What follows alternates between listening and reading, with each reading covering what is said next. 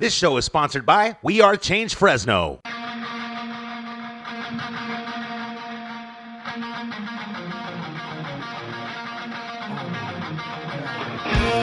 Welcome to We Are Change Fresno with your hosts Stuart Webb and Sam Cheney, fighting the international bankers' one world government scientific dictatorship. Be the change you want to see in the world. And now, here's your hosts. Welcome to We Are Change Fresno. I'm your host, Stuart Webb, along with my co-host, Sam Cheney. This is week 24 of our 2-hour broadcast. And we'd just like to thank our listeners, thank our sponsors for helping this program continue. We have a guest coming on later. We are having some issues with the phone lines, but Jan Irvin of Gnostic Media will be joining us hopefully in this hour or the next hour. So while we're waiting, we're going to get into some news. There's a lot to go over. A lot is happening. And if you're not paying attention to what's happening, you probably should pay attention to what's happening because the Bill of Rights, Constitution are being destroyed. We're being brought into one world governance under the United Nations. And no one seems to be making a big deal about it. I mean, your average person is not making a big deal out of it, and that's a problem. So we're trying to wake you up out of your sleep and start fighting tyranny, and that comes with, writing an op-ed, writing a book, starting your own YouTube channel, starting your own radio show, reading the Bill of Rights and Constitution is a good one. And there's many other things you could do to start fighting tyranny because you have to change the way you think before you make a change to how our future is going to end up, how we're going to be in the future. You can't just say everything sucks, not do anything, and expect things to be better in the future. You have to act now. You have to start changing how you think, changing your habits. And that's the only way we're going to stop this and come out on the other side. So we're going to get into some news. Sam, what do we have on the agenda today? Yeah, well, I'm going to follow up on reporting about the San Joaquin Valley Air Pollution Control Board. We Are Change Fresno, myself went there and lectured them about geoengineering. I went there with 15 other activists last Thursday, and we tried to make public comments. They had a police officer there for public comments at their meeting, which is very bizarre. They knew we were coming. They saw us posting it all over Facebook and Twitter and YouTube and whatnot. And so they're so cowardly and afraid of public comment, they had to have an armed police officer in the hallway. There was no incident with that police officer because we are nonviolent. We were there to exercise our First Amendment, not try to cause some violence. But the board doesn't understand that because they're running a corrupt racketeering operation against the people of the Central Valley and Fresno County specifically. It's so tyrannical here in Fresno County that they tell us we cannot burn wood in our fireplaces to keep us warm, but yet they continue to spray us with aerosol heavy metals. Chemtrails. Otherwise known as chemtrails. The scientific term is geoengineering. Geoengineering.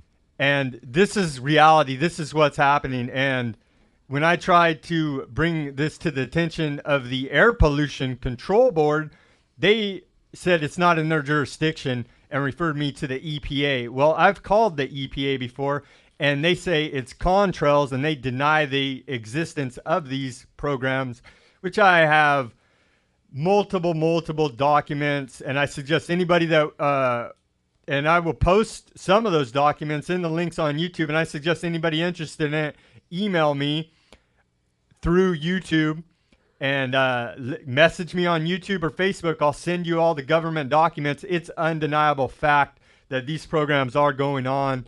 One, for instance, is I think in 2012 they taught a summer school class at Harvard about geoengineering. Okay, so it's overwhelming amount of evidence that this is going on. All you have to do is go outside and look up in the sky, and you can see that we are being geoengineered, and the fallout from these heavy metals are affecting our health here in the valley, and we demand answers.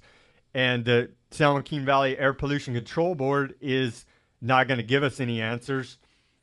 And so our next step in the battle to expose geoengineering is going to probably be to take it to the County Board of Supervisors like they did in Shasta County and continue to try to raise public awareness about this issue. I suggest everybody go to my YouTube channel, We Are Change Fresno TV, and you can see full video of the meeting and how ridiculous these people really are. Stuart, it's absurd. I seen that one. This is how you have to start getting these bureaucrats. That's taking action. Go to these public meetings, right? And well, you can see what I tell them. You have to start calling them out because they're just. I like the way you say, "Why am I the only one in this room that seems to be concerned?" Yeah. I'm glad did you see that video? You go, Sam. That's what I'm talking about. These people are. They're mind control slaves of the state, or they're complicit in it, and they own stocks in the weather derivatives market. However you put it, they're selling us out for the fake Federal Reserve notes, for the debt-based Federal Reserve notes, and it's poisoning them and their families. It's how sick and mentally ill these people are. And so we need to continually pound them on this, and this is what we're talking about. Speak out and take action. Go to these meetings, call these criminals out, and make them answer for the crimes that are being committed against the public. Yeah, and it's not radical to go to one of these meetings and to call out these criminals because we have to start calling people out. That's why Obama doesn't really do press conferences anymore because, we have to basically address to him, hey, you're lying openly. And we know what's going on, and he doesn't want to have to answer that because he never really answers it. He just sidesteps it with he just babbles. I mean, all these politicians do are babble. They can't answer a question at all. And the thing is, what we need to start doing is to say no, start answering the question. When they sidestep it, you say no, answer my question. And they sidestep it again, you say no, answer my question. And if everyone starts doing that, they're going to get real uncomfortable, and then they're going to feel a little bit nervous and uncomfortable about the crimes they're committing because that's what's happening. So I commend Sam and anyone else who went to this air board meeting and called out the scumbags because they're getting paid to be bureaucrats. They don't do anything. And then when you go and actually raise a real issue, address a real issue, raise questions, and they defer jurisdiction to the federal government. Oh yeah, who has no jurisdiction in Fresno County. Exactly, they have the jurisdiction, so they just pass the buck on to. You got to talk to the EPA. Well, then what is your jurisdiction? Well, so they're just bureaucrats that are yes men to the New World Order. That's period. Stuart, at that meeting, they limited public comments to 12 minutes. 12 minutes. Yep. That was going to be the next question is, what do you people even do here then? And so they knew that was coming, and that's why they limited the public comment. Yeah, and I'm going to have to go to the next meeting and just ask them, what do you do? Explain to me your role, how much you get paid, and they may not want to answer that. And they may say, well, that's my... That's none of your business. Actually, it is all of my business because I pay taxes. Who pays your salary? Okay? Why is your job important? What do you do? And they have jurisdiction in this area, right? They're busy running a racketeering operation against the taxpayers, and so they don't really have time to listen to public comment. That's why they limit it to 12 minutes, even though they know people were going to come like Sam and literally go on for 15 to 20 minutes if necessary. What are they going to do next? Limit it to 12 seconds? They'll just eliminate it. Eliminate public comment altogether is what they'll do. Man. Because they can't stand up to scrutiny because they're complete and utter fraud. Yeah, they're committing crimes. They're lying to you, and they know it, so they have to make sure that people like Sam and all the other activists that went are limited in calling them out for their crimes. They don't do anything, and when they actually they do something, they commit tyranny against us. There you go, and then they defer to the EPA when they're asked real questions. They say, that's not our jurisdiction, that's their jurisdiction. Well, what is your jurisdiction? That's what the next question is going to be. What is your jurisdiction? What do you do? What can you do? You can't start an investigation on these weather modification programs. We know we're being sprayed. Everyone says, the drought. Man, really hope that we get rain. Look, weather modifications going on. They are making it hard for photosynthesis to go on for water to they're blocking the sun, the water dimming. Can't global dimming, solar radiation management programs that are they're stopping the life cycle continuing and yeah, we feed a lot of people in this valley. A lot of people depend. There's towns with 50% unemployment, okay, because all of the employment goes to farming, okay, and farm workers. So it is creating a depression here in the valley, and we're paying, I don't know what these guys are getting paid, Sam, but it's got to be, I'm guessing it's in the 6 digits. No bureaucrats sitting up there and literally lying and just lying their face off are getting paid a little bit of money. They're getting paid a lot of money. The worst part is they act like they're doing their job to help us is the worst part of it all. You're right. That's the worst part is they want to sit up there and act. Don't they give themselves awards? They give themselves awards and talk about how much money they're going to spend to save us when they won't even address real issues. And we brought real evidence. Yeah. There was a woman, the most compelling testimony that I heard in our short 12 minutes was the woman who was a bus driver from Kalinga, and she had photographic evidence, and she said, every morning I go and drive my bus and I see these chemtrails in the sky and it's making children sick. And she showed, and they said, well, where's your evidence? And she gave them a stack of photos of it. She pulled out a handkerchief with metallic silver particles on it. She said, why am I blowing this out of my nose? And that was too much for them to take, and that's when they had to shut us down. And yeah, I bet that was too much for them because they know what's going on. It's not crazy Sam, Radical Sam. Radical Sam, they're all alone now, suckers. Hey, but I like Radical Sam, though, man. Well, it's not just me lecturing government about reality. It's a bunch of other people, too. Yes. And then we're going to bring more people. Yeah. And no, the thing is that what they've done, Sam and all these other activists going to these meetings, they've put them on notice. We've given you the info. We've let you know. You tried to stop us from giving public comment. Well, I gave them the documentaries in January, and they laughed at me. I gave them in September, and they laughed at me. And I didn't give them any documentaries at this last meeting, but we gave them photographic evidence. Yeah, their agendas and are a joke. We gave them documents. We gave them the documents. And they'll never address it. The federal program for weather modification, we gave them the document. It's all on record, government document. Yeah, so instead of, the public needs to start saying, we're going to cut your pay and start an investigation of these programs because that's where the money needs to go. We don't need to pay for bureaucrats to give each other awards for being good bureaucrats, good yes men. We're done with it. We don't have any money. You don't produce anything. The only reason you have a job is because you went to some university and got a degree that doesn't mean anything, and you haven't worked a real job, and you haven't started a business. You only take money from businesses that produce and create jobs to give yourself a job that actually has no purpose. Okay, that's what they've figured out how to do. Let's make as many jobs by stealing from people to make jobs that you don't have to do anything. You just sit around and you give each other awards. That's what a bureaucrat does. They don't do anything of value, and they have to steal from the taxpayers to give themselves their job.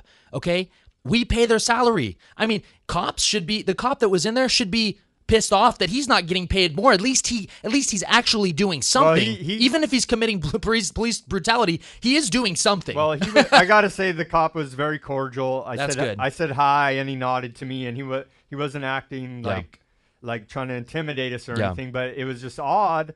And that they had a police officer at the first time, for public comments at the air board meeting. Very interesting. Maybe they thought the criminals were. Maybe they thought the citizens were going to get angry at the criminals committing crimes and do something about it. Maybe that's why the police officer was there. But the police officer is under attack, correct, Sam? He's under attack as well. He cannot unhear the lecture that we all gave the air board. Exactly. So now he knows. And now he knows. So when the bureaucrats tell him to do something that's unconstitutional, he knows. We've let him know. He's not ignorant. Okay, he's heard it. So he can't just say, oh, well, I was just following orders. No. This is going on, and police officers... Him and his family are being sprayed. And you're not... I mean, police officers, I'm sure they get paid decent, but I don't know many police officers that are making bank, okay? So you are the middleman for the yes men and the bureaucrats and the tyrannical government, and you're their little... their little minion, and you don't even know it. And they hate your guts. Yeah, they do, and a lot of police officers are good guys, but they're trying to hire more that are actually have low IQs, so that they will follow unconstitutional orders. But that's a whole nother topic we could get into. But really, They're criminals, and we're just going to keep calling them out for it, okay? They don't do anything. They don't produce. What do you produce? That's what we need to ask at the next meeting is that what do you do? Explain to me your job and how much you get paid because I'm paying for it, and I need to know that you're doing something with it because you've already stolen it from me. It's pretty unbelievable. You have to go to these meetings and witness it for yourself to see what a clown show it really all is. But let's get into let's get into this news now, Stuart. Yeah. Chinese students at U.S. universities jumped 75% in 3 years. The number of Chinese students at U.S. universities in the last 3 years has jumped to almost 275,000. Yeah, and it's getting more expensive tuition, and yet these foreign students are paying the bills. But the reason that college is so expensive right now, and there's so many foreigners, is because Americans can't pay for college without loans or actually financial aid.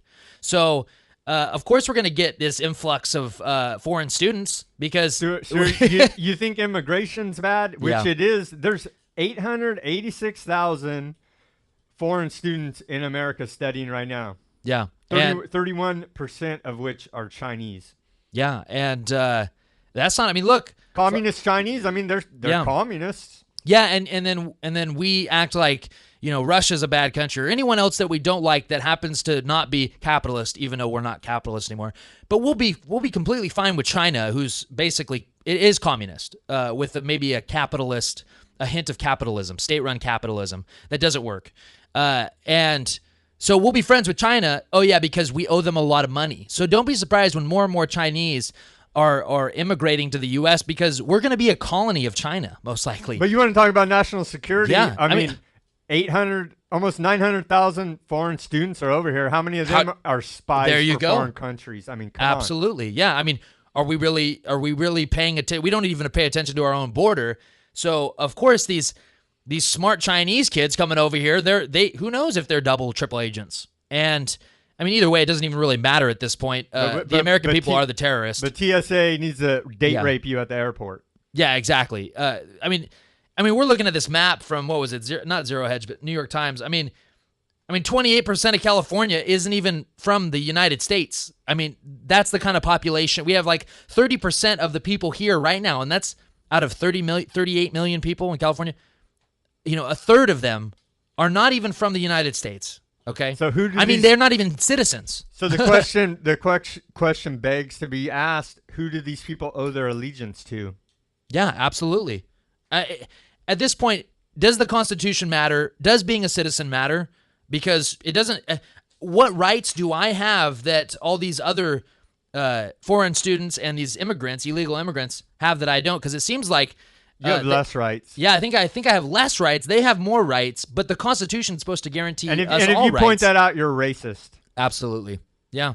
And, it's just funny because these kids that come to America to go to school, and, I mean, there's no jobs here. So they're going to come to school and they're going to leave. They're not going to produce anything. Unless China does become, or unless the United States becomes a colony of China, which could happen. The jobs will be to fire the American workers Absolutely. after they train them and then bring these guys in for a lot lower wage. Very true. Yeah. And I mean, some of it could be good, but really, I mean, we got to worry about Americans and we got to stop. In my opinion, financial aid is a fraud because it's just from the taxpayers. It's either from the Fed or from it's an entitlement. It's another entitlement. And then people wonder why they can't get a job out when they get out of college because, there's no jobs available because they've already sucked the life out of the economy to pay for the discounts for the students that have no idea that getting a liberal arts degree is not going to get you a job where you can produce anything. You're not going to have skills. You're not going to have job skills. So these foreign students received $48 billion in grant money. Yeah, and grant money is another form of transfer of wealth. Financial aid. It's financial aid. I don't care what anyone says. Oh, it's not welfare. It's not a FAFSA. It's not student aid, financial aid. It's a grant. Well, that's just another fancy term for free money. I mean, look, the money's got to come from somewhere. It's not free. Nothing's free. It's being taken from somewhere, whether it's being printed by the Fed. And that's how a lot of these weather modification programs are happening is because they're printing the money to do it. And it's clandestine operations. they don't trace the money. The Fed doesn't even have to tell you where the money goes. So they're getting money to do these operations, and it's not on the books. I mean, it might be somewhere, but that's why it's not. It's not open to it's public not open. scrutiny. Yeah, it's not disclosed. Stuart, let's move on here to our next story. 9 of the biggest myths people believe about the system. I read this one. Yeah, number 1, the dollar will continue to be the dominant currency. This is a total farce. Absolutely. We got China, Russia, Brazil, India, and Indonesia. They started BRICS. Okay, they're not using the dollar when they do oil trading now. I mean, they're moving away from the dollar, the petrodollar, and so they're starting their own little currency alliance, and they're going to start doing business with each other instead of the United States. They're going to not use the dollar anymore. So when people think that the dollar is indestructible, well, that's just simply not true. I mean, look at Bitcoin. I mean, Bitcoin is not. It's not a currency of any country. And that's where we're going to be moving. Either physical currency that has inherent value, intrinsic value, gold and silver, which you should have. You should have ammo. You should have silver. You should have something of value that you can hold in your hand that's worth something, not a piece of paper. And then we're also going to see digital forms of currency, which I think is good as long as it's decentralized completely and there's no monopoly on it. Because once they start saying, oh, well, the federal government owns Bitcoin now and we have to manage it. No. That's the whole purpose. The FBI owns the largest share in it after raiding Silk Road. So, yeah, actually, that is true. So they are already starting to control the digital currency. But I think that's going to change because that's why the internet's so important, and being able to freely move about and freedom of information, because what Bitcoin it doesn't have a border. It doesn't have a border, but the thing is, people need to start making currencies of all types. Wouldn't you agree, Sam? I mean, we need to have currencies. Don't have all your eggs in your bank account in the dollars. Big time domestic terrorist talk right there. Oh, I know. What do you think? You think we're terrorists just for talking?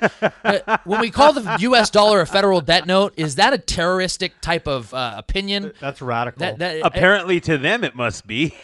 I mean, you can burn paper. You can burn the money in your wallet. Right. It has no value. The only reason it has value is because we accept it. Right. Businesses still Confidence accept confidence in the system. Confidence in the system. People will accept that currency because they're suckers. For how long? They Americans like being conned. Number 2 on this list, Stuart, is the U.S. is still the dominant military power in the world. And while this is true, how will we be able to pay this military when the dollar is devalued to 0? We won't, and they will pack up and go home. Yep. Do I agree that we have the best military in the world? We do. We have the best technology. We have the best soldiers. And we have, I mean, we are a superpower militarily still. But like Sam said, how much longer will we be able to pay for troops in, 200 countries almost? And then 900 bases, was it? Yeah. How do we continue to pay for that when we have our own country? 134 proxy wars going on around the world. Oh, my goodness. Undeclared wars, unconstitutional. There's no morale with this country anymore. So we have undeclared wars. We're policemen of the world. We can't sustain that, okay? And people think that, we have the greatest military. Well, no one's going to be able to attack us. Well, the only reason people won't be able to attack us and take us over is because the citizens have their Second Amendment still. But when Barack Obama signs that treaty that gives power to the UN to basically we're not going to recognize that. Of course not. I mean, Sam and I will be, and probably Woody too as well. We'll be looked at as terrorists just for owning a gun, according to the UN. Even though the UN's unelected, has no jurisdiction at all anywhere, any sovereign nation, no united unelected bureaucracy like the United Nations has jurisdiction in any sovereign nation. Okay, only if that unelected bureaucracy has the backing of a lot of military powers, which it does right now. But if you're a smart American, you will be against any form of United Nations control over the United States. Right. Because and our military power, it's not going to mean a thing when the dollar collapses. And when confidence in the dollar goes down, it's not going to matter. Those troops getting paid, they're already getting paid nothing, hardly. And when the dollar is not recognized, overseas, I mean, people are going to say, why am I even fighting for the U.S. government? So it doesn't really matter how great our technology and our military superpower appears to be, when the dollar collapses, it's all going to go out the door. Well, Stuart, I don't own any guns, but I know a lot of people that do. And we're not going to recognize any UN treaties because we're a sovereign nation. Number 3 on this list, the police exist to protect the people. Well, they exist. Do they really? Police I am brutality. yet to answer that question one day. I mean, do they really That's one of the protect us? biggest myths people believe about the system. And we have this massive civil asset forfeiture taking place. Yeah, and folks, if you don't know what that is, it's a fancy word of saying the police can steal from you at any time. Right. It's legal. They can just say, "Oh, well, we think you have $1,000 cash on you because you might be a drug dealer. We're going to confiscate We're this. going to confiscate." Well, they say For evidence. One of the good big ones that they use is your money has traces of cocaine on it, and all money has traces of cocaine on it. Yeah, almost every dollar has trace of cocaine. Really? Isn't that amazing? Yeah. I mean, geez, it just shows you where we've come in this country. It's that they can steal. First, they make the drug illegal, and then just for having cocaine on trace amounts of cocaine on the dollars that you own, the federal debt notes that you can't use. But that no way proves that you were using cocaine with that money. There's no way to prove. There's no way to prove how it. many times that money was circulated and Right. who had it before you. Yeah. And so it's just made up baloney. Yeah, exactly. And they make cocaine illegal and they make drugs illegal so that they can use that against you. I mean, cocaine being illegal is already unconstitutional, but they use that to say, oh, well, there's trace amounts of cocaine. We're going to take this money. And by the way, they get a portion of that money. That's the whole incentive. Or they can just keep it off the books, whatever they want. There's a lot of cases where it's essentially the police doing armed robberies and they don't file any paperwork. Exactly. It's a mafia. It's a Yeah, mafia. the police are the government biggest is a gang in the mafia. world, man. They're the biggest gang in the world. Yep. When they say, hey, come here, I need to see your ID, unless you absolutely stand up and start citing the Constitution, et cetera, then they might leave you alone because they don't want to deal with the lawsuit. Right. Or they could just throw you in jail no matter. Even if you know your rights, they might even just say, nope, I have authority over you no matter what, because they just can, and they also have a gun, and if you don't have a gun on you, I mean, really, they can do whatever they want to. They have a license to kill. They're federally funded to have assault weapons and our surplus of military tanks, supplies, and a bunch of tanks that we all paid for. And what they're really doing is protecting those who maintain the status quo. Number 4 Absolutely. on this list, elections make a difference. That's completely false. Most Western governments borrow money to pay interest on the money they've already borrowed. Yeah, they won't allow libertarian candidates to be on the ballot for president or even to get to that point in the primaries to be able to be on ballots. And they just make it so impossible for real issues to be brought up in elections and for there to be a real debate at the national level. I mean, there was no libertarian candidate in 2012.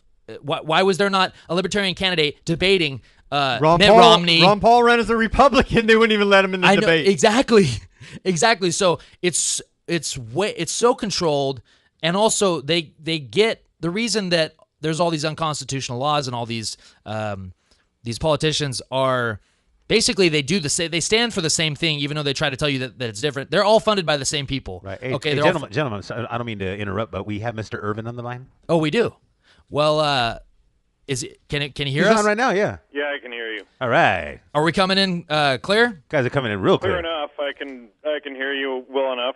All right. Well, we're going to get right into it, folks. It's Jan Irvin on the line of Gnostic Media. We're going to talk about the MK Ultra program and the CIA and a couple other things. We're going to talk about some drugs. and if you haven't heard about MK Ultra, the MK Ultra program, you should probably look into it. Our governments ran a lot, have done a lot of things illegally in the for the entire time that they've been since it's been an institution. But we need to go over these specific things like the MK Ultra program. That's why we have Jan Irvin on the line. Jan, how's it going today? Good, and I should apologize to you and your audience for missing my time to call in about 45 minutes ago. It's no problem at all. We were going over some news. Things are getting crazy. Every day it's getting more and more nuts. We're living in a tyranny, and we're trying to wake up some people. We're trying to at least have an alternative voice in the area that we live, and to let people know what's going on, because most people are oblivious. Well, I agree to that. Yeah. Yeah, absolutely. Hi, Jan. This is Sam. We emailed a little bit. I want to let you know I appreciate your work up front here, and you want to just get right into your article about weaponized anthropology? Well, you mean the latest one that I sent you? What's in the name? Yes. Sure, we can dive into that. And for those who are interested, it's right on the front page of my website, which is gnosticmedia.com, GNOSTIC media.com, and you'll see it right there on the top of the website. Yep, great website, alternative media, very informative. Thank you. You're welcome. So where do you want to begin? Shoot. Well, these mad scientists, they're psychopaths that have come up with this stuff, and you've uncovered a lot of academic fraud that they've been committing another crime against the American people. Well, that's true. They get these professors involved that cite each other and then make it appear as, an actual study of something, when if you get down into the primary documentation, you realize that there's nothing there to support it. And so, originally this was discovered first by Professor J. Courtney Fikes in his book on Carlos Castaneda, Academic Opportunism in the Psychedelic 60s. And in there he revealed that Dr. Castaneda and Dr. Barbara Meyerhoff and Dr. Furst had all collaborated together about the so-called shamans jumping over waterfalls and all of this. And all subsequent anthropologists who went into the area found absolutely no substantiation, and even the local Huichol Indians had stated that they had made it up. It's pretty incredible. And so they're all CIA agents, right? I mean, they're working for the Central Intelligence Agency. Well, and that's basically the joke, is like everybody's been thinking that that these guys were legitimate researchers for the last, 4 or 5 decades, and most of them were in fact agents. Some were willful idiots. In fact, I myself wrote a couple of books, and I'd started figuring out that Wasson was CIA by 2007. I didn't have the documents to prove it when I published the book, but I exposed this whole scandal. But in my first book, I was still believing in the religiosity aspects, and I hadn't figured out some of the key things, but I was starting to piece some of the things together. And it was because of my work with John Allegro's book and working with his family, et cetera, that got me to really investigate the attacks on him, which led to Gordon Wasson, which led to, from 2008 forward, slowly unraveling this whole thing that as it's laid out in the article now, and in my article that I published with Joe Atwill last year, Manufacturing the Deadhead. And so this is part of the famous MK Ultra mind control experiments that they used against the American people. Well, sure. And, there was a intentional misdirection of the research into MK Ultra for about 40 years, starting in 1979, getting the public to believe that it was mostly researching about a Manchurian candidate, and that the CIA actually found and learned nothing. That's really the official story, and then from there, psychedelics escaped, and the psychedelic revolution just happened. It was all a big boo-boo. It was blowback, and the CIA guys, they were just, dupes and oops, and then the whole psychedelic revolution thwarted the CIA's efforts, And when we step back and we actually go through the documents and the research and what the people who are involved say, like Timothy Leary, for instance, we begin to see a totally different view of the history. You know, Gordon Wasson, the so-called discoverer of magic mushrooms, headed MKUltra Subproject 58 for the CIA, which became his famous Life magazine article, Seeking the Magic Mushroom, which was published in May 1957, and which was considered one of the two key things, other than Aldous Huxley's book, Doors of Perception, that kicked off the whole psychedelic revolution.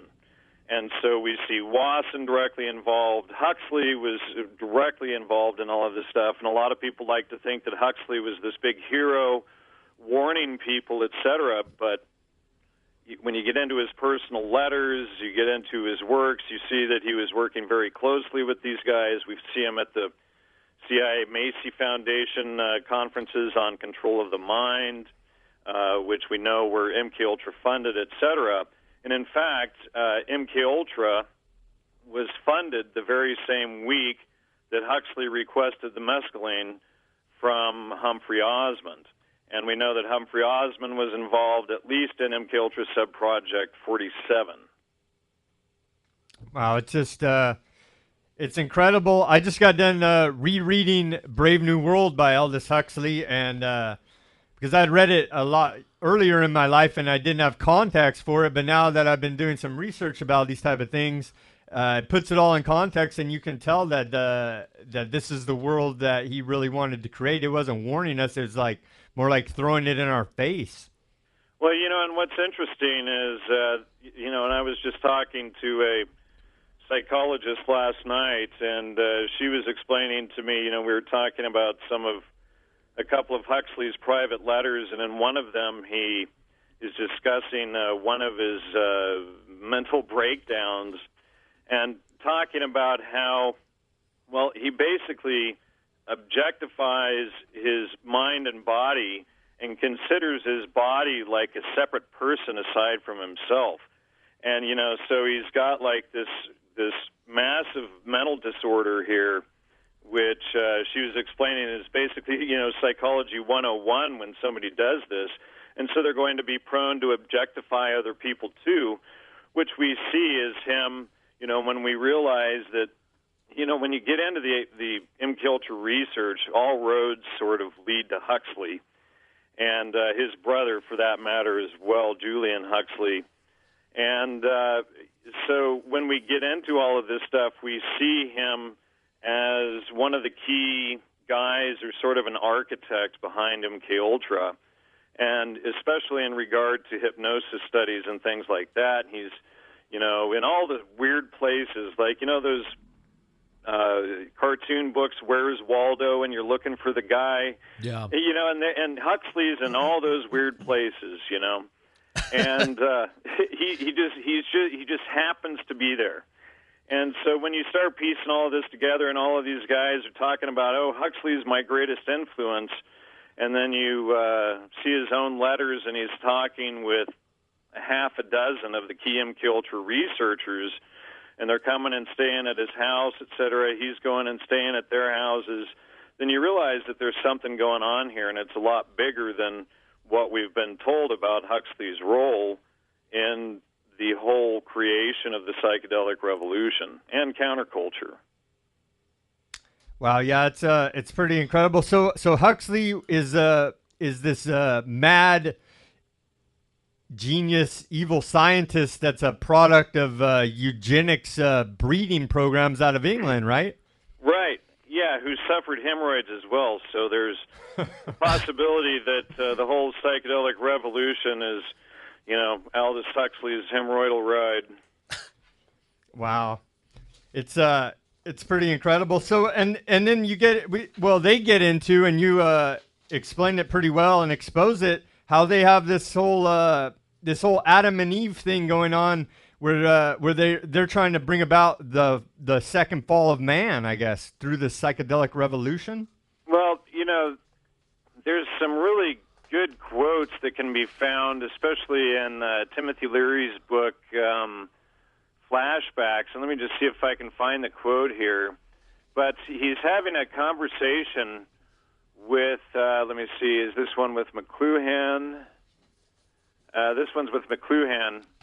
Well, and McLuhan, his conversation with McLuhan, and McLuhan is telling him how to act and to find the God within and everything. But he says, you're going to win the war, Timothy, eventually, but you're going to lose some major battles on the way. You're not going to overthrow the Protestant ethic in a couple years.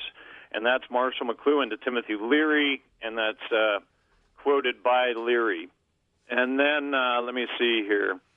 In Flashbacks, Leary quotes a conversation he had with Huxley, and he says, Timothy, have you forgotten the first chapters of Genesis? Jehovah says that Adam and Eve, says to Adam and Eve, I built you this wonderful resort eastward of Eden. You can do anything you want, except you are forbidden to eat the fruit of the tree of knowledge. First, controlled substances? Exactly. The Bible begins with food and drug prohibitions. So the fall and original sin were caused by the taking of drugs. By this time, Aldous was chuckling away, very pleased with himself, and I was rolling on the floor with laughter. And then, so he's going on to say that, the obstacle to their evolution, Timothy, is the Bible. And he says the first controlled substances, exactly, the Bible begins with the fall. And then also we find, Timothy Leary stating that, quote, I've been an admirer of Aleister Crowley. I think I'm carrying on much of the work that he started over 100 years ago. And so, these are all direct quotes from these guys. And then Gordon Wasson, who is the so-called discoverer of magic mushrooms, in his write-up in Life magazine from May 13, 1957, he talks about his walk in the woods with his wife, and she runs off and finds mushrooms and everything. And so, somebody gave me the idea, and I was already considering that it had something to do with Genesis, but I hadn't quite pinpointed. He's like, no, it is the Genesis story.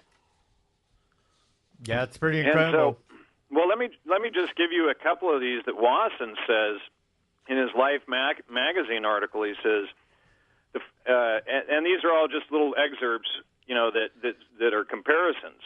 The first day, mountain path or woods, which you consider a garden, the slanting rays of the descending sun, young, carefree, and in love, my bride abandoned my side, spied mushrooms in the forest, knelt in poses of adoration, called each an enduring name, caressed the toadstools, savored their earthly perfume. The less I knew about the putrid, treacherous excrescences, the better. She insisted on gathering them, laughing at my protests, mocking my horror. She ate them alone. So, I don't know, to me that sounds very uncannily like the Genesis story. I think if you put the serpent in there, it would have given the whole thing away. It sure did. And so these mad scientists were, they also used this Bernaysian marketing technique, and you go through in your article about how they are going back and forth about what's the best name to give LSD to market it, or the experience to market it to the American people. And you talk about the set and setting and how it's all about suggestibility. Can you explain that a little bit more? Well, sure. Leary and Ralph Metzner and Dick Alpert, who became Ram Dass, they put out a book on the Tibetan Book of the Dead and the psychedelic experience, explaining that the whole experience was based on set and setting. And so when you look into this, you can see that it's actually what creates the most hypersuggestible state. And so early on, like the first name for psychedelics that was used was schizophrenogens. That sounds scary. Yeah, so no one would want to take that. It's not like, anybody's going to be interested in taking it, or, it doesn't sound appealing. And then in 1953 or 54, Humphrey Osmond and John Smithies, I think, they come up with the word hallucinogen. And so then that word is used for a while, and in fact it still is used today. And Then in 1957, this guy Gerard creates a word called psychosocimetic, but the same year, Osmond takes that word and calls it psychotomimetic, and that word means psychosis mimicking. And then he says, this word seems especially appropriate. And then in letters between him and Aldous Huxley, just a couple of months later, we see them talking about renaming the drugs and about how the name for them is a huge problem. And so, when we consider why were these guys, well, number one, why were the same group of guys creating all the names that are still even known and used for them today? But why would the public care what this group of guys called them? And when we realize that it was all about marketing, so what's interesting is when you go through and you look at the record, and I show some examples in the article, like, for instance, this conversation between Leary and Oscar Janiger, they're talking about how the religious and mystical experience was a California invention. In other words, joking that the CIA did it. And Leary says, wonderful, they're right. And this is a video that anyone can find on YouTube. It's very revealing about all of their CIA and intel affiliations, but it's called a Conversation on LSD. So you take that, and you realize that, I should also mention that in that same thing, he says that, nobody had the experience until you crossed the Colorado River, and then he talks about this doctor at Harvard and all of the experiences that they had and all the experiments and everything that they did. Nobody had a religious or mystical experience. And then he goes on, like I said, that, that the whole thing was a California invention.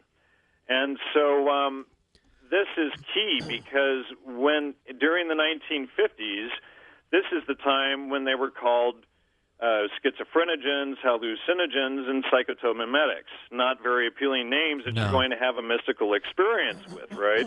No, it sounds bad. It sounds like it's a medicine for crazy people. Right, exactly.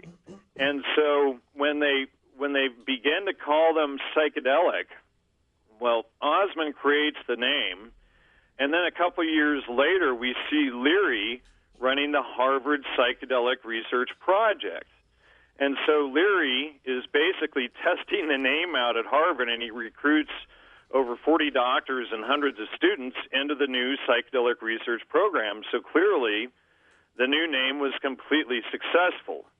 And then, so the official story is that Timothy Leary screwed up the name psychedelic and ruined it, and so then they had to create a bad name. But when we look into the record, we can see that Aldous Huxley and Humphrey Osmond actually went to Harvard and hired Leary for the MKUltra project. He was probably already CIA at the time because Leary had written the CIA's entrance exams known as the quote-unquote the Leary test. So that should be a big hint for people trying to that want to go into the CIA. Be leery of it, right? Yeah. Right. But we see even Aldous Huxley was at Harvard helping Leary run these studies. And then Aldous Huxley was also working in the background with the so-called discoverer of magic mushrooms, Gordon Wasson, who was running MKUltra Subproject 58 and the whole Mazatec mushroom thing. So this whole scene is going on, and they're renaming the substances over and over. And then in 1979, Wasson teams up with the guy by the name of Professor Carl Ruck at Boston University, and then they rename them again to entheogens, and that means to generate God within. And then what I did is I went through all of their citations and all of their claims, all the way down to the primary documentation for all of it, and there's no evidence there for any of it. They totally cite each other over and over as evidence of their own claim.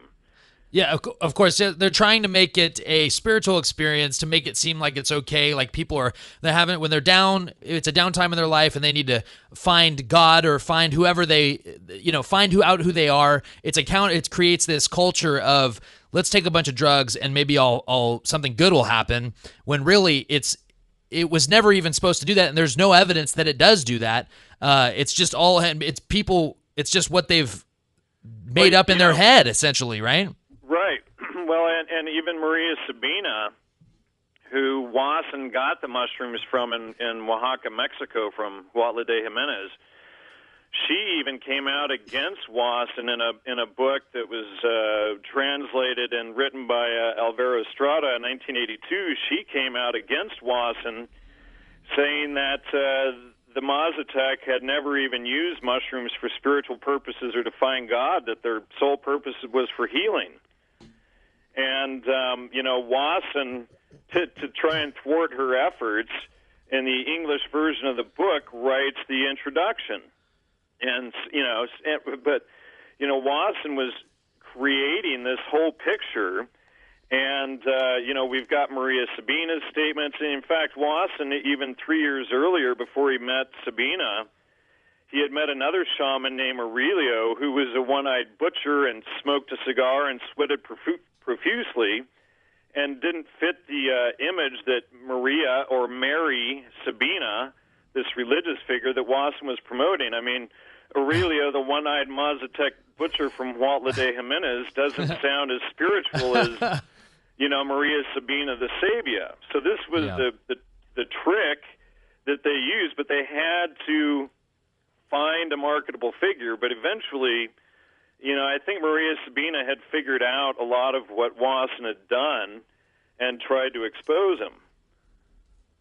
Now you talk about how basically people think the MK Ultra program was just something the CIA did a long time ago, and also that there was only a couple victims or maybe a few hundred victims. Now, can you explain to our audience how there's more than that, and also that they're still doing it, and how millions have been affected just by they've there was a whole culture started of taking LSD. In the '60s. So well, sure, when you factor in all of the drug use, and then the parents trying to help their kids, and the whole counterculture revolution, and people, going off to live in communes, and rather than building something for their lives and getting active, they basically, got turned into navel gazing. Yeah, and it thwarted a lot of the anti-war movement. It thwarted a lot of the political movements going on. And, one of the MK Ultra researchers, Louis Jolyon West, if I can find his quote here, makes this whole agenda clear. Let's see. So we can never even quantify the number of victims of MK Ultra then? Well, yeah, it would be in the millions when we factor in that the countercultural revolution, when we understand, was all engineered by these people, basically. It was all engineered, so then... everybody involved, the politicians, the people, the people who got into the New Age spiritual movement, all of them become victims of the MK Ultra program and Huxley's Brave New World. Wow. And that's actually where we get the term New World Order from, it's from Aldous Huxley's Brave New World. Yeah. No, yeah, and we totally see it. We have created a culture. They have created a culture of druggies, and I'm not saying that you shouldn't be able to do drugs. I'm a libertarian, but it just, no one's building anything. We have a socialized society. No one works, and it's okay to just be idle and do drugs. You sound like me. Yeah, and they've created, countless victims. It's a mass. They created a bunch of hippies going around asking for handouts. Yeah. And not building something. So what it did was it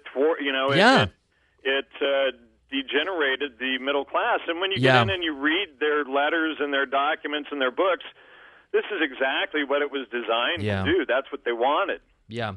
So instead of, like you said, people being productive and building a greater society and feeding their families, now we've become a completely degenerate, immoral society. And people think it's being rebellious. Like you said, the counterculture.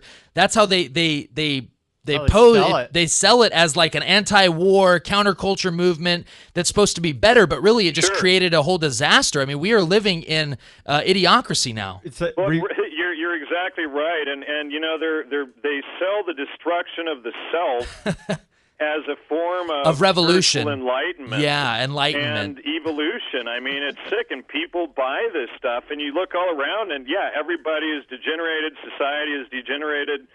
It's exactly right. In fact, I just watched Idiocracy again a few weeks ago because the movie is just so poignant. I mean, Yeah. you know, he hit it right on, and he tried to, I forget his name now, but he tried to expose that with Beavis and Butthead as well. Yeah.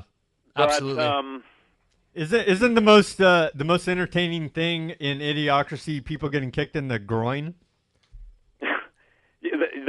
well, I don't know. I think No, you know, no, the most to memorable part of it them. For me is No, like, to the idiots. I mean, well, sure. The most memorable part to me is like, you know, when he goes to the hospital and she's, you know, pushing all the buttons, and you look at like, you know, Windows 8. It's like, holy crap. Yeah. Yeah. No, it's terrible. And the thing is, it was all engineered, and that's why we're trying to wake people up about this stuff. Is that these technocrats, these scientific elite that are trying to mold us into basically being degenerate slobs, and so we Sure. can't build And a better then, you know, future. the next idea that they're selling is transhumanism. Yep. That the mind and body are separate. You know, the bad chemical body, and you've got to get chipped and, you know, get uploaded into the computer because it's just so great. And, you know, the body, you know, going back to this objectifying of the body psychology stuff, Yeah. it's the same thing. And it's, you know, it's a form of insanity. And, you know, trying to separate the mind from the body and pretend that, you know, that the body is separate from you. And obviously, if they get you to upload yourself into a computer, well, who runs the computer? Yeah, absolutely. I mean, even if you could do it, which we don't know, you know, even if it was possible, then you're no longer alive. Yeah. Jan, we're gonna take a quick break. If you could stay over for about 20 minutes or 15 or 20 minutes, we'll go to the second hour and we'll continue this. Folks, here's a word from our sponsors. Remember to visit Gnostic Media on YouTube. Subscribe to him. This is Jan Irvin talking about MK Ultra mind control programs. We'll be back on the second hour to get into more of that. This show is sponsored by We Are Change Fresno. This show is sponsored by We Are Change Fresno. Folks, we're back. This is We Are Change Fresno on 1680 AM. Jan Irvin joins us from GnosticMedia.com.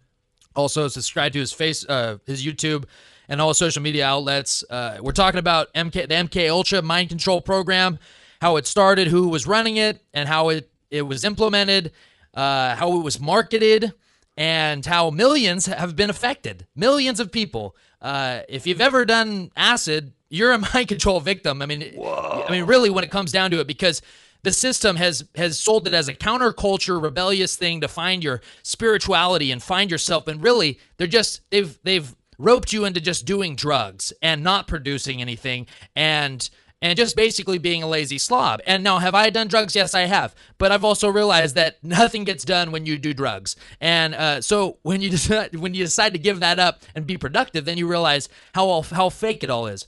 But we're here with Jan Irvin. Jan, can you get into specifics on specific victims of the MK mind control program, not just the millions that have taken acid over the years, but specific mind control victims that the CIA targeted? Well, you mean like, one of them would be like Dr. Theodore Kaczynski, who became the Unabomber, and then in retaliation, he tried to bomb some of the places that were involved in these studies, including SRI and others. So that's probably the most famous victim of the MK Ultra program. I've interviewed a woman who was a victim of the MK Ultra program up in Vermont some months ago on my show. If I've got a whole bunch of interviews on my show with people, around and about the whole and involved in the whole MK Ultra thing, victims of it, etc. Yeah. Yeah, and so what is the consensus when you talk to these people? I mean, do they work for the government and then they get into these programs and they don't realize that they're a victim, and then after they finally figure it out and then they talk to you about it? I mean, what actually goes down? Usually, if I usually spend quite a bit of time doing research before I even, pinpoint somebody. And, there's the brain software, and I've built a brain database, I don't know, since like 2007 or something like that, and just putting all of these people's names in it over the years. So now it's got like 10,000 names. Wow. And shows how they connect and all of this stuff, and people can download it up there on the website. Wow. But it's just putting all of their names and all of the data in it just began to show sort of like a 40,000-foot view of the thing. Now I've forgotten your question though. Yeah, I mean, just going over who's been affected, and obviously millions of people that grew up in the anti-war age who, they sold it as a counterculture. It's so vast. I mean, even today, like we have words in the English language like trippy. Yes, or, yes. Or stuff I'm like tripping this. out, man. I'm rolling hard. Right, exactly, and it's all out of this manufactured drug culture. I mean, Leary even admits that the whole counterculture and spiritual revolution was manufactured by the CIA, and when, people who want to, again, if they want to go to my website, gnosticmedia.com, GNOSTICmedia.com, they can read the full article right there, and I've got all of these people's quotes and everything. You can read them in their own words. I've got the citations there, so anyone who doubts what I'm saying here and is getting upset that I'm just attacking their religion, like I said, I grew up, believing in this stuff, and I wrote books on it. And over the years, it was through my writing and my research and investigations and work with John Allegro's family, et cetera, that I was able to, unfold all of this stuff. But, it took a lot of years of effort and research, and I didn't just read one or two books. I've got a whole house full of books that putting the data together for, over a decade slowly pieced it together. Well, Jan, we really appreciate your research, but how dare you attack the CIA when they've been attacking us for all these years? You sound like a terrorist. Yeah, it's ridiculous what these people have done to American society. You want to talk a little bit about how they use the rock and roll bands, the Beatles and Rolling Stones, for instance, to influence the culture? Sure. Well, yeah, there's a quote from that same quote that I was reading from earlier, I think, from Marshall McLuhan to Tim Leary. He's also talking about Leary going and getting all of his rock bands, et cetera, together to market the drug, basically, and to create jingles for the brain. And then we see the Beatles creating songs like Lucy in the Sky with Diamonds, published in Sgt. Pepper's just in time for the Summer of Love. And, of course, Lucy in the Sky with Diamonds is a jingle for LSD. And then in 1969, we see Marshall McLuhan doing a filmed conversation with the Beatles. And there's even a book about McLuhan and the Beatles that exposes that by 66, the Beatles fully knew what McLuhan meant. So, it looks like it appears that Lennon probably later really woke up to the gravitas of what was going on, and they whacked him. But there was. So they're essentially they were essentially working with the intelligence agencies, the CIA, and probably MI6 and whatnot, right? Who? The Beatles. Well, I think it appears that Lennon may have been more of a willful idiot type.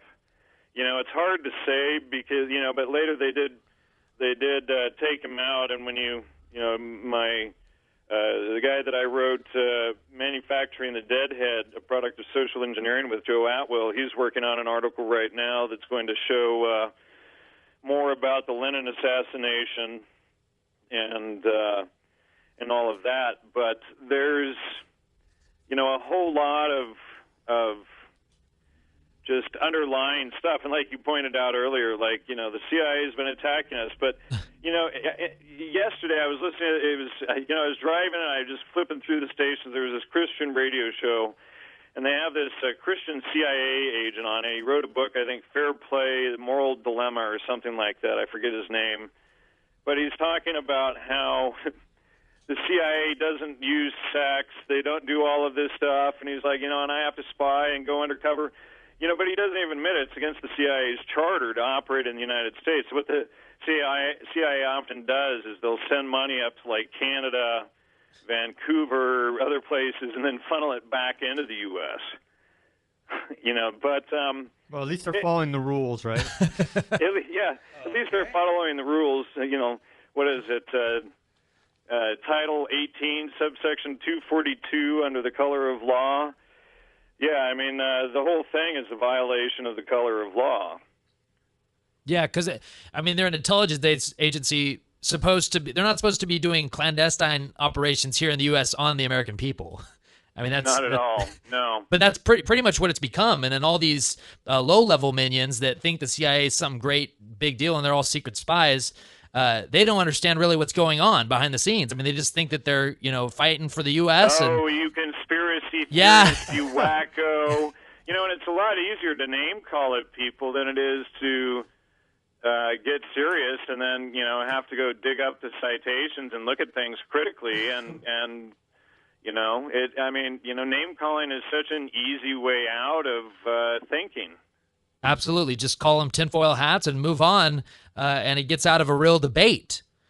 Because we know, I mean, the CIA, we pay for them to operate. I mean, it's unbelievable. Everything should be transparent, especially if they're operating within the United States on us. Okay? And no, and that was Title 18, subsection 242 under U.S. Code. Whoever, under color of any law, statute, ordinance, regulation, or custom, willfully subjects any person in any state, territory, commonwealth, possession, or district to the deprivation of any rights, privileges, or immunities secured or protected by the Constitution or the laws of the United States shall be fined under this title or imprisoned not more than 1 year or both. And if bodily injury results, which, they're doing mind control drugs, they're affecting our brains, that could be considered bodily injury. Absolutely. Let me see. Results from the acts committed in violation of this section, or if such acts include the use, attempted use, or threatened use of a dangerous weapon, they admitted that they were studying the psychedelic drugs as weapons, explosives, or fires shall be fined under this title or imprisoned not more than 10 years or both. And if death results, and we know that they did human experiments and there were many deaths, result from the acts committed in violation of this section, or in such acts, if such acts include kidnapping, which we know they did because they took people without their knowledge, anybody who went to a hospital for a nervous breakdown or mental institutions, etc., they basically kidnapped them doing this stuff, or an attempt to kidnap or aggravated sexual abuse. We know that rapes, etc., went on, or an attempt to commit aggravated sexual abuse or an attempt to kill shall be fined under this title or imprisoned for any term of years or for life or both, or may be sentenced to death. Wow. So how do we get some justice? Because they're committing crimes every day, it seems, and we're paying for it, the taxpayers, to be operated on and against. How do we put pressure on Congress to be more transparent with the CIA's operations? Well, I'm not much of a statist, so So basically, you're on your own. Don't work through the government. I don't know. Don't try to go through appealing government. To the criminals to fix the criminal totally problems is the way to go. Personally, absolutely, I totally agree. The state's illegitimate at this point. They're unconstitutional. Just them operating outside of law constantly. Psychopaths generally go for in those places of power, and in fact, I talk about psychopaths in the article. But we see them in places of religious power and intelligence and police, CEOs, the media, politicians, etc. Those are places where psychopaths lurk. Yeah. And psychopaths, interestingly, because they use the threat of fear and violence against one another and exposing each other, they are actually able to work together.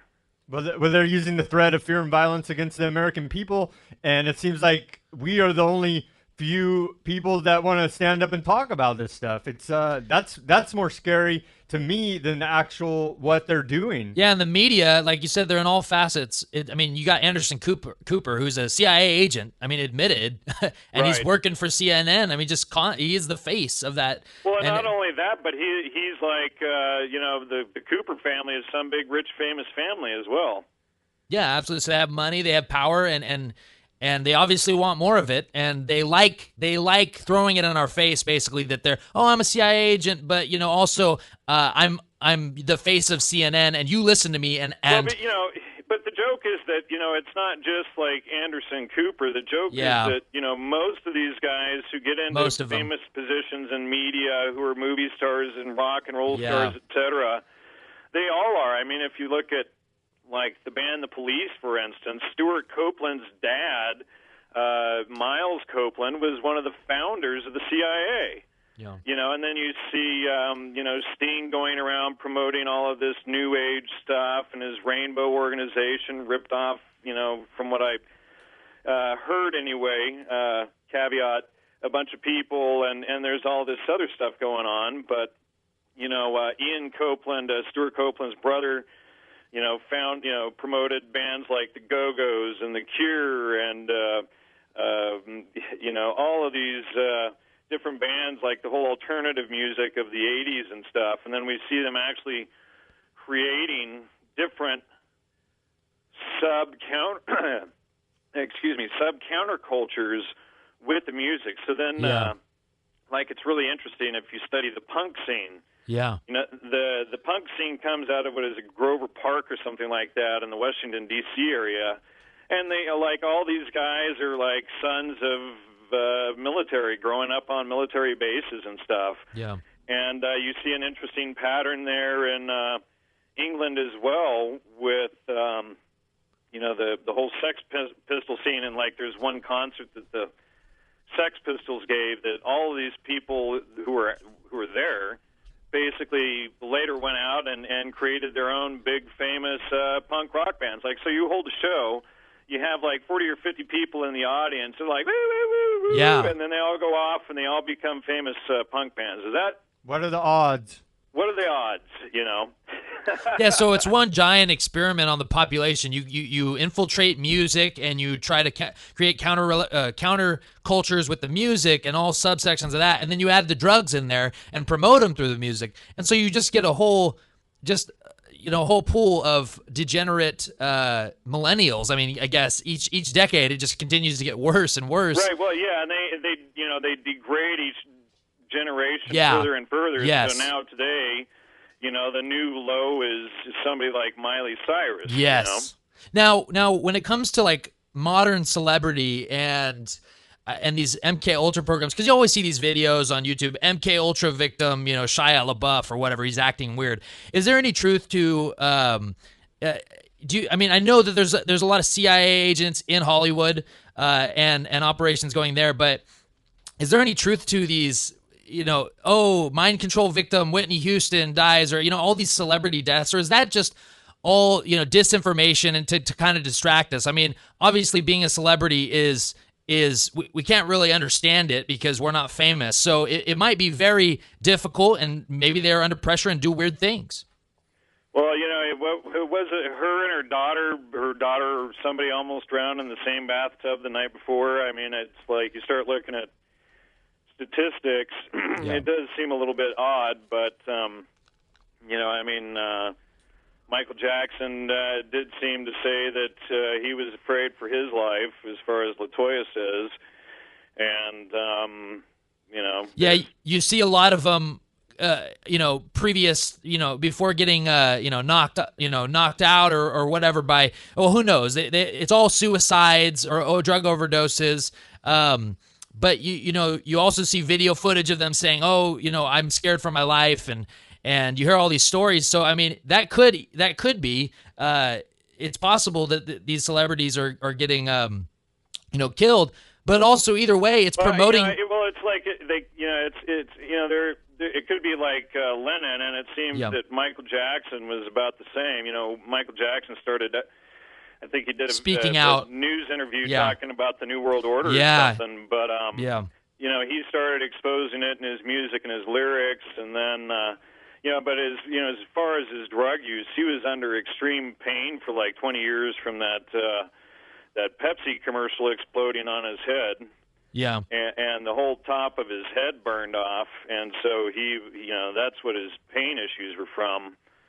So, I mean, I think later on in life, he seems to have been waking up too, and of course he was like Lennon. I mean, just irony. He was the most powerful, most famous person in the world at the time, right? Yeah, exactly. Lennon, and then decades later, a couple decades later, Michael Jackson.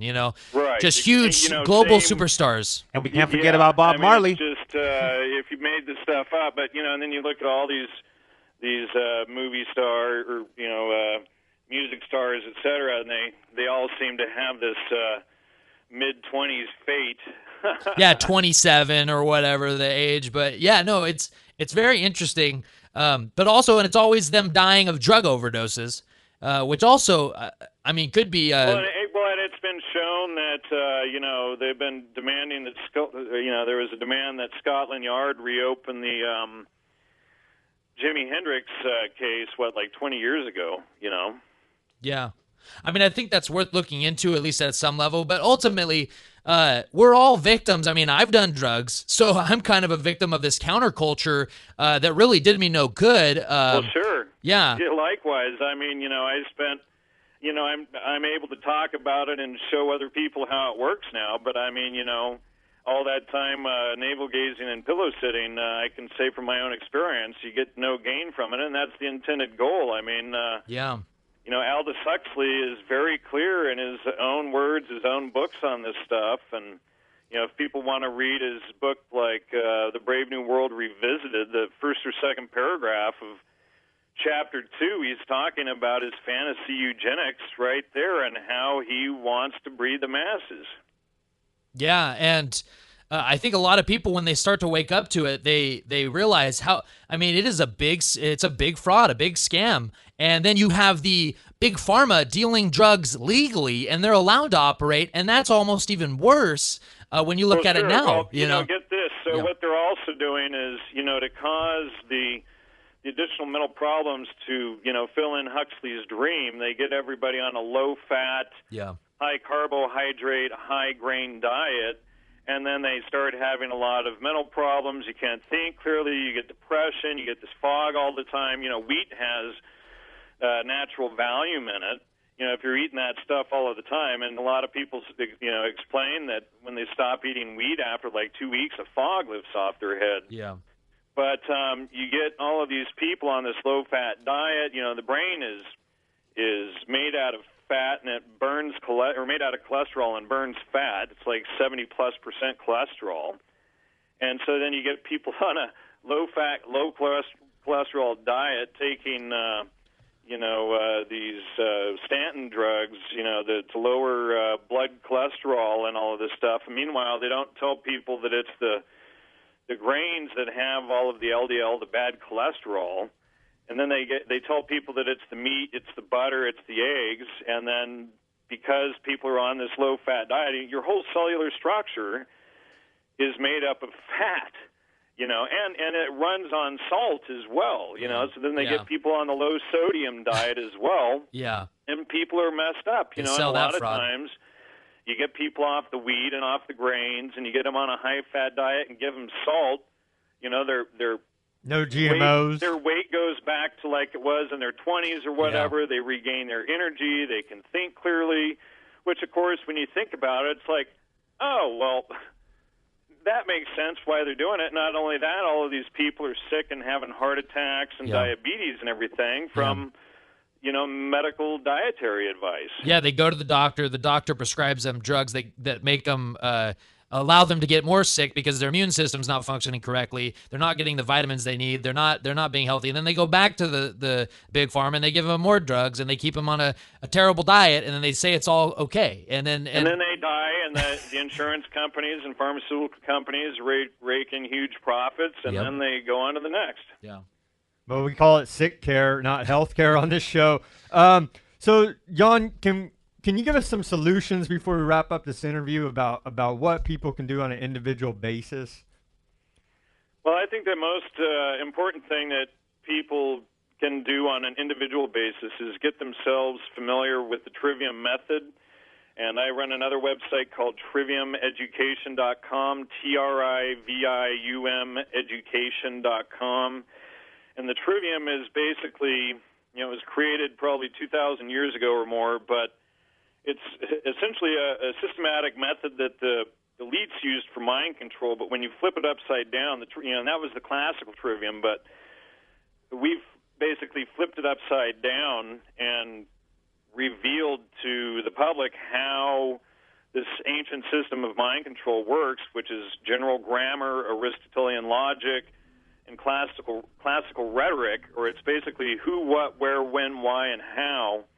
And one of the key ways, for instance, to mind control people is get people to try to explain why something is before they ask who, what, where, or when. And so getting familiar again with general grammar, Aristotelian logic and classical rhetoric, and learning how we gain all information, learning how to filter information and spot logical fallacies and lies is the best way that we can empower ourselves and then see clear clear decisions. Think so critically. That we can then go from there, making valid choices and taking action on what needs to be done. Wow, yeah, and the health, like you mentioned earlier, is a big thing about the way they have us all in this mind fog. Right. Get yourself back on a high-fat diet, eat the fat on your meat, eat the butter, get off the carbohydrates, off the grains, especially wheat. You can eat sweet potatoes and stuff like that. But, yeah, I mean, these are the biggest ways that people can regain their health and their mental clarity. And, I suffered going in and out of the hospital for 15 years. I was a vegetarian, and it almost killed me, and it's like you think you're doing the healthy thing, et cetera, and the more you look into it, the worse you realize that it all is. And when you realize that both the brain and the reproductive system run on fats and cholesterol, then you get the bigger picture. And we can discern truth, because that's a big lie that the system wants to push. Is there? Well, sure. I mean, and that's another thing is, what they have people believing whenever there's a contradiction is, opinions are like, what, you can't know the truth. But whenever you see a contradiction in information, this should be an immediate clue to you that there is either an error or a lie. Yeah. And, if people memorize the 20 or 40 most common logical fallacies, they can protect themselves from when somebody lies to them. And that is actually key, and it empowers you, and you can protect yourself and your family. And then what happens is, after you've memorized logical fallacies, after about 2 months, you start catching them in your own thoughts. And then you can remove false ideas and beliefs from your own thoughts, and you can go out and verify those ideas before you hold on to them. So, okay, where, who did I get this from? Where did it come from? When? All of this stuff. And if you ask these basic questions in your own mind, you can start going through and taking inventory and verifying things. And then, you're not passing unverified mental viruses downstream to others.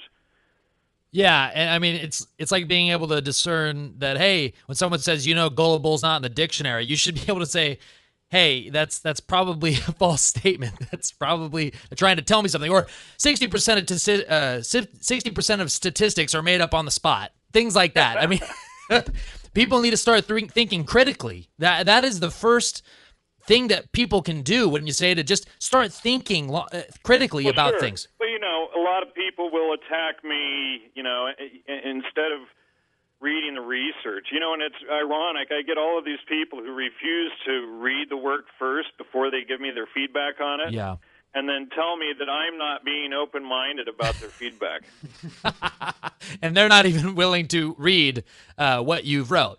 Right. Yeah. If you always approach every new topic, every new paper, every new bit of information that you're completely incompetent about it, and it's totally new, then you take the information in, you consider it, and then you can actually have a conversation based on the facts therein. And this is called, actually, we have an old term for it, getting on the same page. Yeah.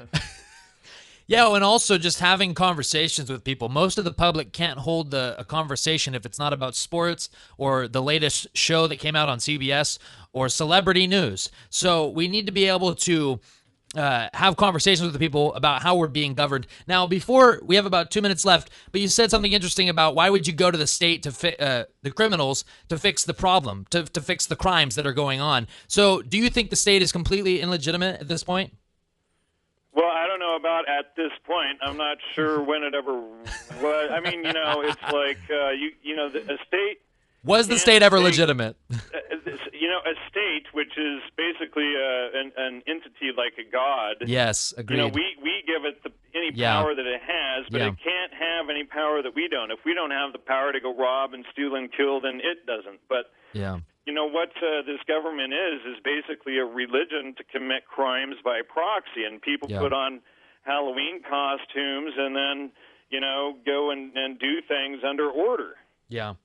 No, absolutely. The state is illegitimate because it's not God, and God gave us or whatever you want to call it, a higher being. We are endowed with our unalienable rights. So, at least with the Constitution, wouldn't you say that the Bill of Rights is something we need to be promoting, though? You might be interested in checking out the work, for instance, of Larkin Rose, if you've ever heard of him.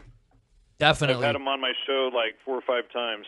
Yeah, I completely agree. The state is illegitimate, and it always has been. And that's why the Constitution was so special, because it had such tight limits on, and it was governance by the people, but it was still a republic. With our Bill of Rights and Constitution, we're guaranteed those rights by God, but we've lost that in this country. So I think we on this show, we definitely promote the Bill of Rights, and we suggest... we say, hey, we also have to be careful, because what does it mean when this document that these rich people went and signed when we were all, on the ranch? What does these rights mean that it gave us? Yeah, we have, very good Clint point. Richardson has done a lot to expose the actual language that they use in the Bill of Rights, et cetera, and how even in the Constitution, when they say "we the people," you have to be careful of. Where each word is capitalized, that's actually a noun. Yeah. And so that, when we break it down and looking at the nouns versus, other, lowercase use of the words, then it means something totally different. So, we the people, there was one example, and Clint and I did a show on this, but it actually showed that they were actually talking about like an order like the Masons or something. Yeah.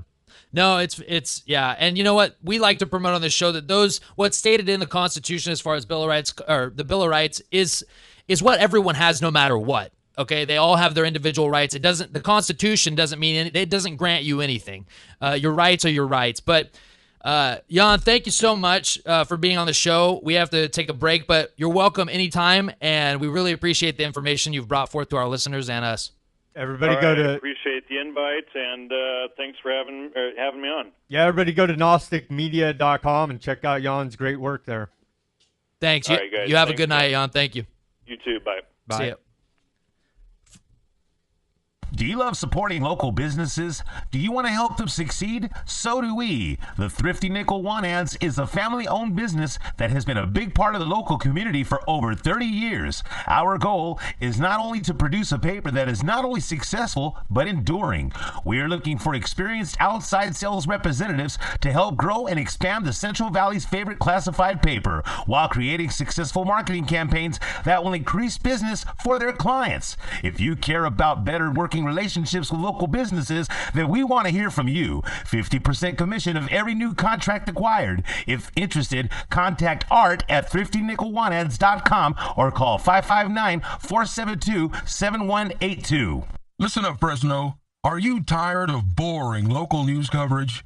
Then log on to FresnoForward.com, the Central Valley's #1 source for independent, local, and alternative news and views. FresnoForward.com is updated daily, bringing you stories on government corruption, local activism, Fresno culture, and so much more. Did I mention FresnoForward.com has no ads or signups required? FresnoForward.com, You'll love it. We all know that a natural disaster, EMP attack, and martial law are a real possibility. Prepare before the crisis because FEMA can't and won't keep you safe. Tops Military Supply. Veterans serving veterans, their families, and the community. Visit us at 605 West Shaw, Suite A, Clovis, California, or call us at 559-298-6001. Folks, we're back. This is We Are Change Fresno on 1680 AM. We just had Jan Irvin for about an hour, if you were listening. It's some powerful stuff, and you need to look into it. Go to gnosticmedia.com, look into his work that he's done, and start questioning the system. We're all victims. Yeah, we are all victims. But we're not claiming victimhood. We're saying how we fight back yeah. is stand up and call these criminals out. Absolutely. We have to do something about it. You have to change yourself. Stop being a victim and then stand up to it and explain to other people that you are a victim. He said victimhood. Victimhood. Yeah, if we want to create a future. Don't revel in your victimhood. Exactly. It's not being a rebel to do drugs, honestly, at this point, because the system wants you to do drugs and be idle and sit on your butt on the couch and watch TV and be on welfare. They want you to do that because they can steal from you all day and make a monopoly of the free market, which we once had.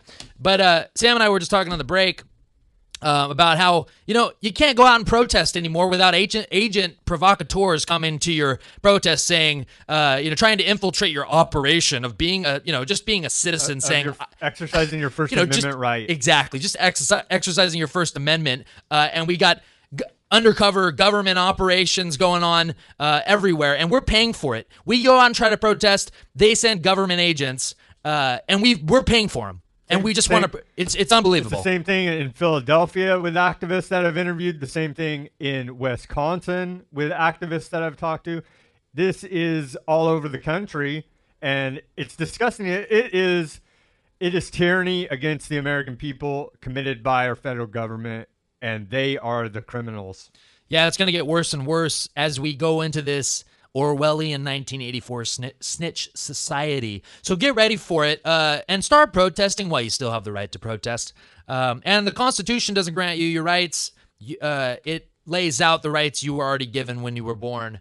And even before you came out of the womb, I mean, you have rights once you're created, once you become, once that egg, hits that sperm.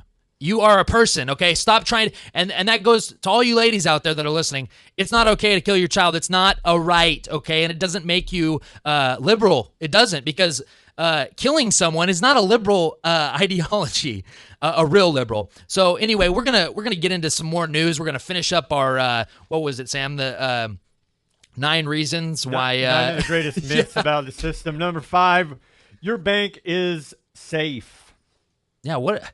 Your bank, so the federal debt notes that you put into the bank that receives trillions in bailouts, that's not safe. Well, of course it's not safe. It's not even real wealth. They don't have the money to cover what they have in your local Bank of America. They don't have. If you go try to cash a check for $50,000, they have to clear it first. You don't have the money there. They don't have the money to cover it. If you try to it's called the bank run. If everybody goes to the bank and withdraws their deposit, the bank will collapse. It will go bankrupt, which it already is, but it will then again go bankrupt because it won't be able to provide the deposits to all the depositors. And let me tie in this story real quick, Stuart. They had the G20 meeting this last week, and everybody needs to know about that. And essentially they decided that they're going to collateralize their derivatives, their credit swaps, with your deposits. Yeah, so your money is no longer money anymore. It's part collateral of for their debt, exactly. for the bank's debt. Yeah, so your money's not guaranteed. No. And it never really was because it's a federal debt note. Again, currency is only worth something if business. It's supposed to be insured by the FDIC, but they're only insuring 1.15% of the deposits. Yeah, so think about this, and they only say the FDIC only says they are insured up to $250,000. I mean, so if you got a couple million in the bank, well, that's only $250,000, and even that they say 1.15% of that. Okay, think about that, and so. The FDIC, it means nothing if you're insured. If there's hyperinflation, it doesn't matter if you're insured, folks.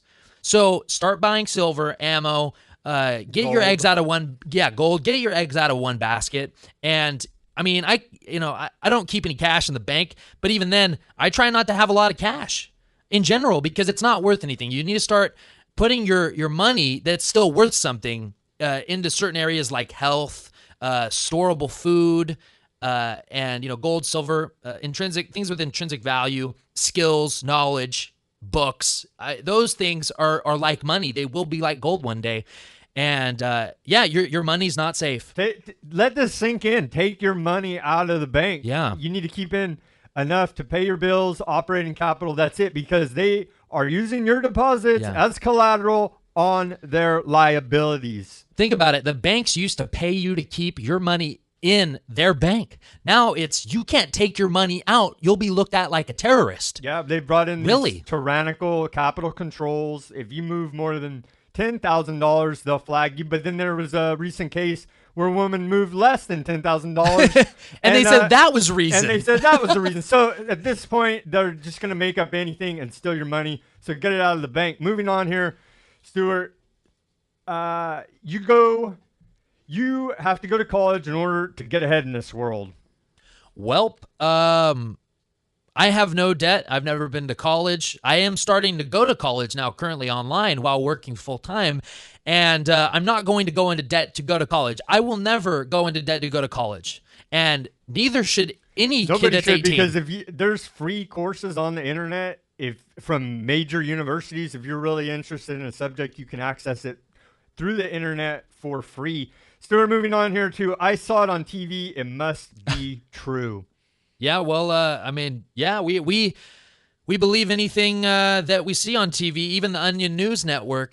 Kids are believe Fox that's News. real. People believe Fox News is real. Well, they believe they believe even though it's totally biased, and they're giving you mistruths, half-truths, disinformation. Selling war all day. Yeah, saying, let's attack Russia, even though they haven't even done investigation. It's all the liberals and the Democrats' fault. Yeah, and there's no disclaimer on there saying, hey, this is just opinions. It's entertainment is what it is, represented as real news, real fair news and source. balanced. Yeah, exactly. And so if you didn't go to college and just study this stuff, maybe you would know that and think critically. Going to college and getting into debt, that's not thinking critically, okay? And getting a degree that's worthless, come on now. If you don't understand how the free market operates, don't even worry about getting a degree if you can't operate in the free market, right, Sam? You can't get a job if there's no free market.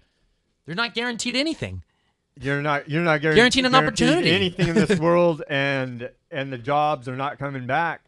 Yeah, absolutely. Yeah, TV is just it's a mind control weapon. There we go.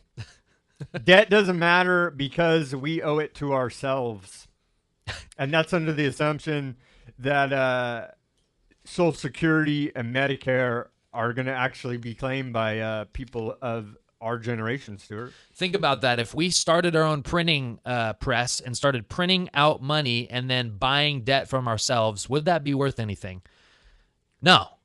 Would that be worth anything? Well, we actually owe the national debt to people who have bought institutions, who have bought the U.S. Treasury notes. Yeah. And at this point, the largest holder of those notes is the central bank. The Federal Reserve. Second is China. So we owe our debt to a foreign country, a foreign communist country, and to international banking cartel. Yeah, the Federal Reserve, a private company. And anyone who thinks that we can just print money and spend it as much as we want, as long as we want, and it not affect us and come back to bite us, you are you're economically illiterate. And number 9 on this list, Stuart, the United States is the land of the free. We see draconian surveillance against every citizen, punitive taxes, fines and regulations, a rising militarized police state, and they tell us it's all for our own good. Wow, they tell us what to put in our body, what food we can grow, who we can adore, who we can love and hate, and all in the name of what, Stuart? To what end do they do this to us? Yeah, land of the free, where we have 2 million people in jail, a good percentage of them nonviolent criminals. And I'm not saying that all those people should go free. I'm just saying we need to reevaluate our legal system, because a lot of it's illegal is what's happening under the Constitution. Illegal laws. Hey, let me ask you this. In the land of the free, can a police officer say, hey, stop, come here, and if you leave, can he arrest you? Yes, he can, and he will. And you can't. And you'll basically probably get charged with resisting arrest, assaulting an officer, a laundry list of made-up charges against you. So police officers can do whatever they want to you, basically. And we live in a free country. That's what they try to tell us. So if you get pulled over for speeding, victimless crime, and you just decide not to stop, you will be probably shot. They'll probably kill you. Yeah, they'll be shot. So in the land of the free, we live like slaves. It's just that simple. We are, yeah. And if they come to your house with no warrant and try to come in and you defend your home, they will resisting arrest, assault of police officer, Yeah. Attempted murder of a police officer, even though he was on you beating your brains out for no reason in your own home. You try to defend yourself. Yeah, you're charged. Yeah, it's unbelievable. And then we rally around the flag, sing the national anthem, watch some football, and everything's okay. Yeah, and eat some more GMOs and drink some more fluoride. High fructose corn syrup. Stuart, I guess 25% of America prefers socialism over capitalism. So these are some of those people that don't understand the free market, and they like being on welfare. They've been sold the socialist system thinking that it's going to pay off, or that they're getting 25% of Americans, according to this survey. Pew Research. It's like gambling. It's the gulag, casino gulag idea that we can get something for nothing. That's not going to happen. This will all come back to bite you. You might be getting free welfare now, but you won't have a job when they collapse the system, and you won't have freedom of choice, and you won't have welfare. So it's socialism. It only leads to authoritarianism. It already basically is. And if you like socialism, that's not really what you enjoy getting free goodies. You think that the free market's bad because this country has not operated in the free market for years now, decades. So really, it's just a skewed viewpoint of what capitalism really is, and then socialism's supposed to be the savior. They've done a number on us, America. Okay, we are supposed to be number one in the world, superpower, most developed nation, right? And these emerging nations, developing economies, understand the value of the free market a lot better than America. You've got Vietnam, a communist country, China. The people surveyed there are 76% in favor of free market. America, it's only 70%. I mean, really? That's the low we've sunk into here? According to this Pew Research study, it is. Yeah, and that's why we won't be a free country here soon. I mean, we're not Communist a free country. China, the people in communist China appreciate a free market more than the people in totalitarian technocracy America in 2014. Because we're so distracted and so dumbed down that we think having a minimum wage entry-level job is having freedom, when really and then you're pro raising the minimum wage, which is going to destroy more jobs. Let me just tell you this: the minimum wage is illegal. Most licensing, all licensing is illegal. I'm sorry, you should be able to operate without a license and sell a product, and the free market will handle everything else. It's just another bad joke on people on economically illiterate people that think they're helping the poor. Yeah. The real issue needs to be in the Federal Reserve and the whole central banking system, not worry about raising your piddly minimum wage. Absolutely. It's just a distraction, and it's going to be another part of the slow collapse of the American economy. As we see, they're replacing workers at minimum wage with robots. Yeah, and as they replace these workers, which I don't disagree with, because at some level It's we have to innovation. It's innovation. So, but the problem is our public is so stupid. The people protesting for it are the ones losing their job. You see the irony there? Yeah, it is, and that's because they're so dumbed down, and I feel sorry for them. If you work at McDonald's and you're going to lose your job to a robot, you need to start learning a trade, a skill, and start developing. Put down the iPhone. Start reading a book. Stop watching the game. Stop smoking weed. Sorry. Stop blaming everybody else for your problems. So yeah, and take some personal responsibility. Exactly. Smoke all the weed you want, but learn something, have a trade. Don't get mad about the minimum wage when all you're doing is smoking pot, okay? I'm for legalization of drugs, but if you don't know why drugs should be legal, don't talk while you're doing drugs and you don't have no argument for it, then don't try to act like you're some victim when you're not even attempting to attack the governing system which you live under. All you want to do is say, we want to raise the minimum wage, as if that's going to do anything, when really it's going to destroy your opportunity, and it's already legal anyway. So why don't you concentrate on... And that's not even the issue. And that's not even the issue. So stop being idle. Fight tyranny first, enjoy yourselves later. But the problem is everyone's just decadent and immoral, and they're slobs. Most of our country is slobs, and then the hardworking people that are left are paying for all the slobs to operate, getting prepared, learning trades, skills, and reading books, and the rest of the country is not doing that. So stop complaining about the minimum wage. It's unbelievable. Stuart, it is unbelievable what the federal government's doing now. They've admitted, this is U.S. Times, the official establishment toilet paper record. They've come out here and admitted that the federal government has over 40 agencies posing as business people, welfare recipients, political protesters, doctors, ministers, and even people in the media. And so they're openly admitted it in the New York Times that they're running these clandestine undercover operations against the American people, and tell me that we do not live in a tyrannical dictatorship at this point. Yeah, so we don't even have the police running. I mean, it's not even just the police now running operations. The federal government with no jurisdiction, totally illegal. Yeah.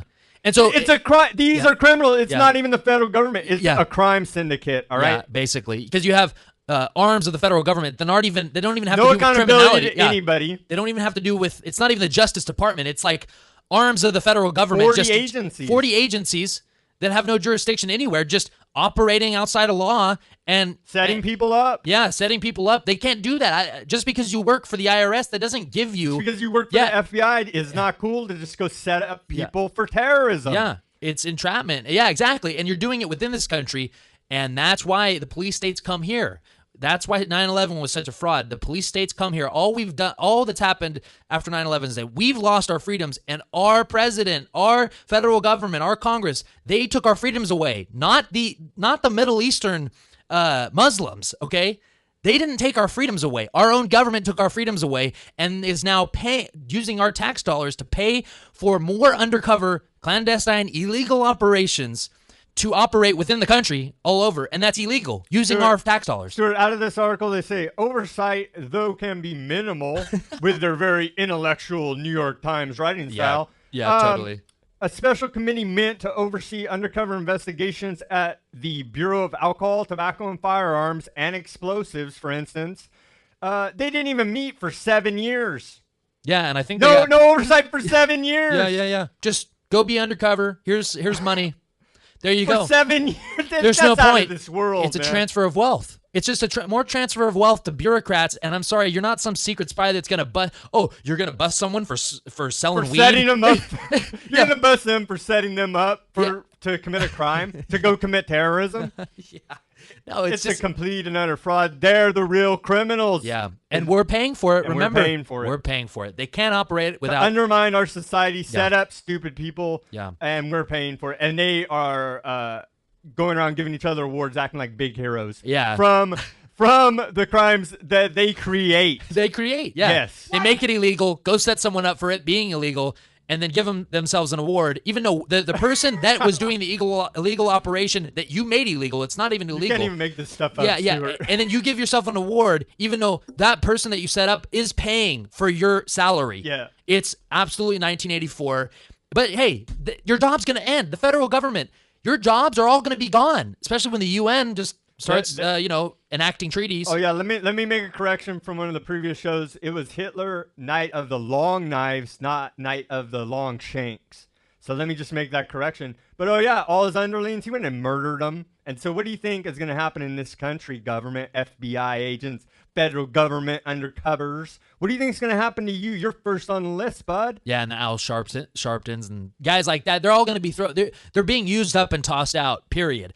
The unelected bureaucracy of the United Nations is going to be the world government. They're trying to ratify treaties right now that will be illegal here under the Constitution, but they're still just going to go through it because the ignorant public thinks that it's okay for the United Nations to pay Detroit's water bill and to start just taking over that city instead of the federal government dealing with it. It's all screwed up, but ultimately they want our society to collapse. And are we going to let it happen? Yeah. But just be prepared. I mean, that's all we're trying to do is just let you know, be prepared, because there's too many wheels spinning. I mean, everyone thinks they're a secret agent. If you work for the government and I'm investigating What's this one guy. 24 guy, Jack Bauer. Yeah, oh yeah. Everybody thinks they're Jack Bauer. I have to torture this low-level cocaine dealer, even though drugs should be legal, and they used to be. Because this guy wants fluoride out of the water. Yeah, exactly. You know, they'll try to find something on me and Sam to prosecute us because we might be a terrorist. We say radical things. We're extremists. They'll use all these words, even though we're just using our freedom of speech totally within our rights, our personal rights.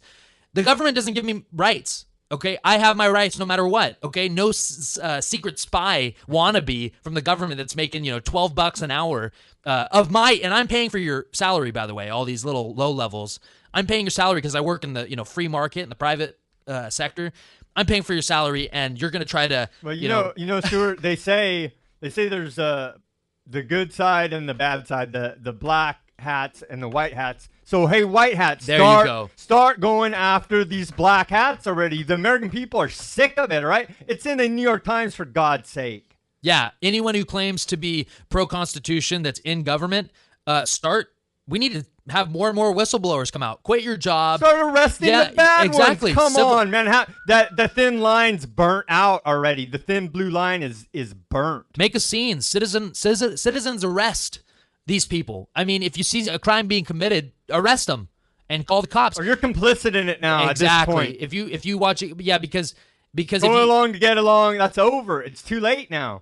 Yeah, absolutely. And so if you're doing nothing, that is a sin. Sure.